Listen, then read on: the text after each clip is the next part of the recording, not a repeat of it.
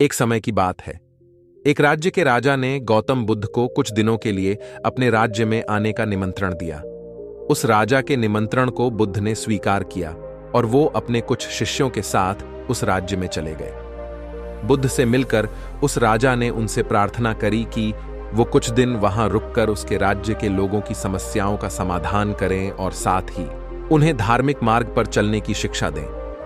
बुद्ध ने राजा की बात मान ली और 3 दिन के लिए उन्होंने इस राज्य में धर्म सभा करने का फैसला किया।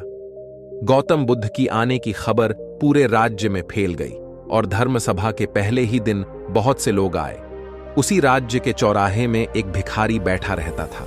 उसे भी गौतम बुद्ध के आने की खबर थी, लेकिन वो सोचने लगा कि धर्म सभा में जाकर मुझे क्या मिलेगा, यहीं बैठा रहता हूं। जैसे जैसे लोग आएंगे वो मुझे भीख में कुछ ना कुछ देकर ही जाएंगे। पहले दिन बहुत लोग आए और इस भिखारी की अच्छी खासी कमाई हो गई। अगले दिन फिर वही सिलसिला चला। भीख मांगने के साथ साथ भिखारी ने यह भी देखा कि धर्म सभा में जाते वक्त लोग दुखी और उदास होकर जा रहे हैं और उसे कुछ देकर भी नहीं जाते, लेकिन जब वो बुद्ध से मिलकर वापस आते हैं तो काफी खुश दिखते हैं और खुशी खुशी भीख भी देकर जाते हैं। यही सोचते सोचते दूसरा दिन भी निकल गया।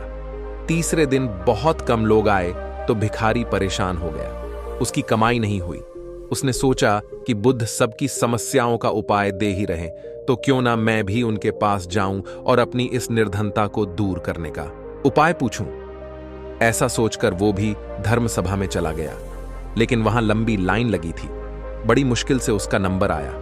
बुद्ध के पास पहुंचकर उसने प्रणाम किया और बोला, भगवान, इस गांव में सभी लोग खुश हैं और सभी धन सुविधा से संपन्न है, फिर मैं ही निर्धन क्यों हूं? उस भिखारी को देखकर भगवान बुद्ध बोले, तुम निर्धन इसलिए हो क्योंकि तुम हमेशा दूसरों से मांगते रहते हो, लेकिन कभी किसी को कुछ देते नहीं। तुम सोचते हो कि लोग तुम्हें भीख में बहुत पैसे दें, लेकिन बदले में तुम किसी को कुछ देना नहीं चाहते। ऐसा सुनकर वो भिखारी बड़ी हैरानी से बोला, भगवान, मैं क्या लोगों को कुछ दूंगा? मेरा तो खुद का गुजारा भीख मांगकर चलता है। मेरे पास देने को है ही क्या? बुद्ध कुछ देर के लिए मौन हो गए और थोड़ा देर रुकने के बाद बोले, तुम बहुत मूर्ख हो। किसी को देने के लिए या दूसरों के साथ बांटने के लिए ऊपर वाले ने तुम्हें और हम सभी को बहुत कुछ दिया है। मुस्कुराहट दी है जिसे तुम दूसरों के साथ बांटकर उनमें आशा और उम्मीद जगा सकते हो। आवाज दी है जिससे तुम मीठे शब्द बोलकर लोगों की तारीफ कर सकते हो। 2 हाथ दिए हैं जिनसे तुम दूसरों की मदद कर सकते हो। एक स्वस्थ शरीर दिया है जिससे तुम भीख ना मांगकर मेहनत का काम कर सकते हो। ऊपर वाले ने जिसको ये चीजें बिना किसी कमी के दी हैं, वो कभी निर्धन नहीं हो सकता। तुम निर्धन हो तो बस अपनी सोच की वजह से।